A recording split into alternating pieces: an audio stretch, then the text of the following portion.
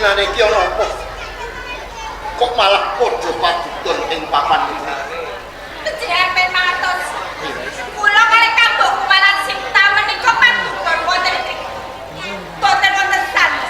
Kambokku malah Sinta menika ingkang dadi pekawis. Kambokku malah Sinta ndak mau kula badhe nyindra Yosua panjenengan. Menapa kula tegelan mentolo bilih kula menika badhe nyindra Yosua panjenengan? Awit kula menika garwa panjenengan ta. Sama si Paduka Maharaja. Dia jengkarwaning pun kakang. Jawabkan di jejuring hatimu. Aku ngersake apa tenan pandakwaning kadangmu tidak sinta. Yen sejatining sliramu kepengin nyidra lan Yuswa. Mas Prabu Paduka Maharaja. Iki kula kang badhe nyidra Yuswa panjenengan. Ning diajeng pirasintang kang badhe nyidra Yuswa panjenengan. Jalaran kula ingkang numpa tumindake diajeng pirasintang wonten ing kirang pagulinganing panjenengan Kang Mas. Dadi diajeng pirasintang nedya nyidra Yuswa ningsun.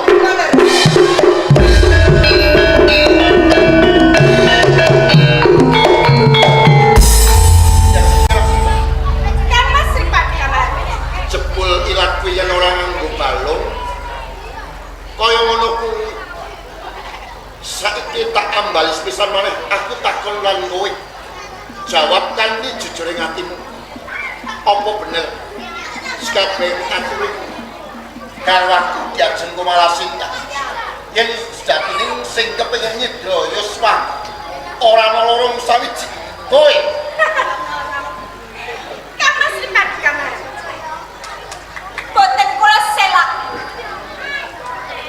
Menawi sedaya Pandhawane kambok Kumalasinta menika leres. Kula ingkang badhe nyidra Yosua panjenengan. Awit kenapa? Kokol sakjroning manah guru. Nalika panjenengan mundhut garwa kaliyan. Panjenengan nate janji kaliyan guru. Menawi kula sampun kelampahan dados garwa panjenengan.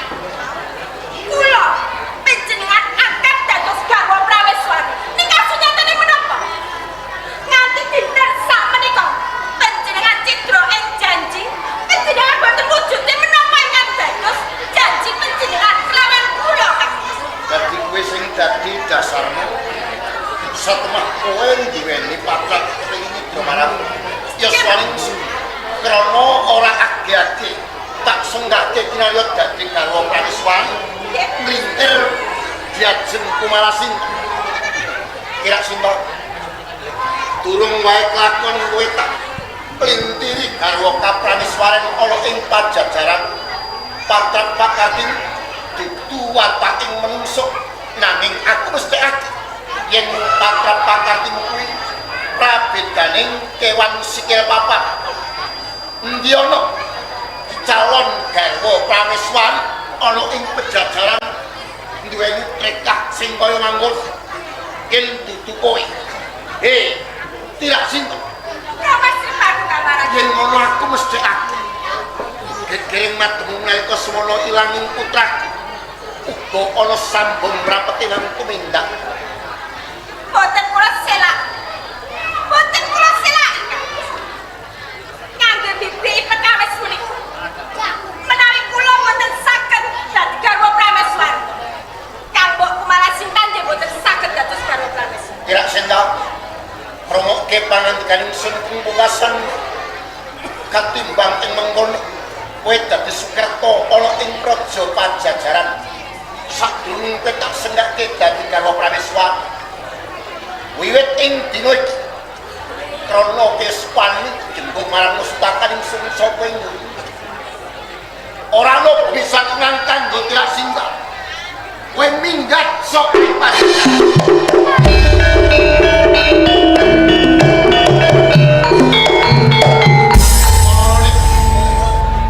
Wiwit ing dina iki kowe wis ora tak atur dadi garwa ana ing Pajajaran.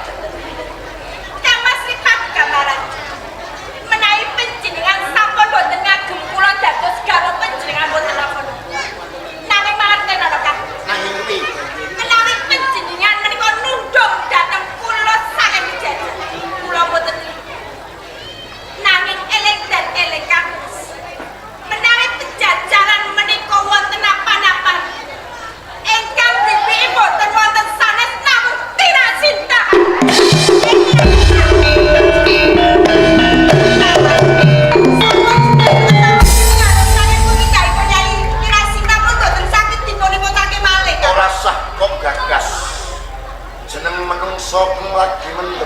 Raden kepingin derajat lan pangkat ya kaya kuwi. Mula aku dawuh Pansliramu aja nganti nulat lekasing tirak sinta. Sliramu tetep tak agem dadi garwa Praniswarya ning Pajajaran. Yen perkara ora ana trimani tirak sinta negara Pajajaran kuwi gedhe. Oke prajurite mangewe. Mula pasrah ilang mun kakang menani ilang putramu. Aku janji besok mesti bakal ketemu lan putramu. Lamun derek napa ingkang dados kersa panjenengan dalem Kamasikan. Kaya ngono. Surya Prana kepara ngasuk.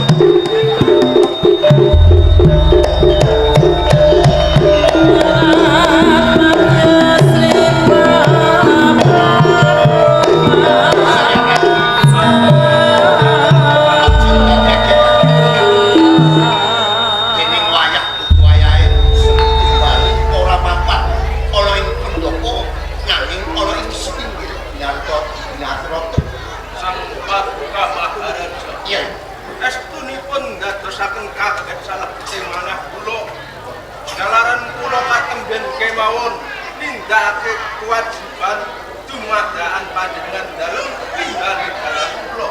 Estunipun wonten wigatos menapa sang paduka Maharaja. Ana wigati sambungan kewajiban sing wis paringake lan kowe dalah okeng prajurit.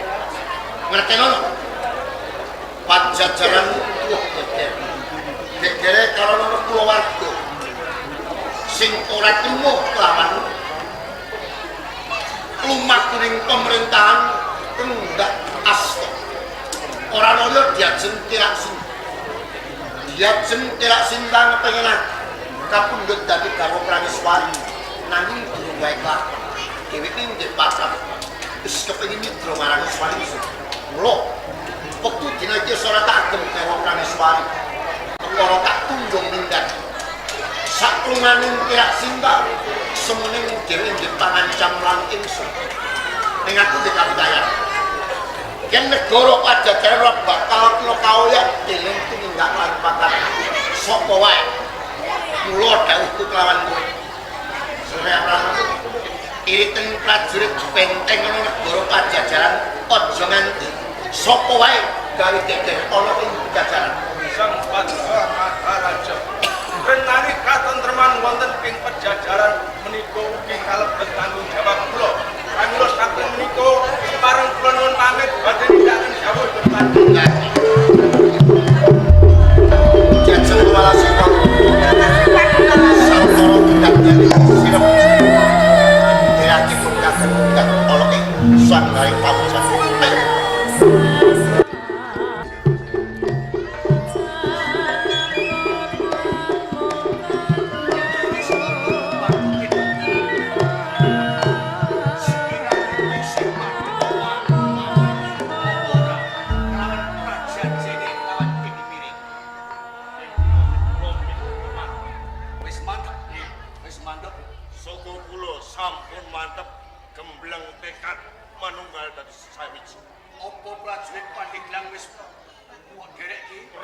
Pandeglang Serang Banten sampun mangamal dados sawiji. Nanging sing tak jaluk Iki. iki kudu dipondo-pondo. Cinta mengko prajurit-prajurit saka Kabupaten Banten. Wis saka welon. Nggih. Pandeglang saka kidul. Nggih. Cinta beteng jajaran. Prajurit-prajurit saka Serang. Sing bobol kawan ana ing prajurit Pajajaran. Ora usah dadak kesuwen mung kowe sing tak mas lagi. Budalke prajurit-prajurit saka Pajajaran. Nggih Kang Mas. Prajurit menungsa inggiling setinggil Ginatrata. Nganti kowe tak kumpuke ana setinggil Ginatrata, bedheke aku kepingin ngrubuhake ning Pajajaran. Mula tak jaluk anti banget. Ojo padha cilik atimu. Dina iki pas lantrep yen kowe kabeh padha netepi sumpah prasetya. Mula prajurit aku. Kepiye siaganing prajurit? Sedaya prajurit iku sampun tak petis siaga gati manunggal dados sawiji. Kanggo Pajajaran. Budal iki barang tak pasrahke palan kowe Prajotabim. Yes, tak dawuh. Rotam tamu. Sop sopku. Yes, desan dadi maksana magito kita. Tadyo.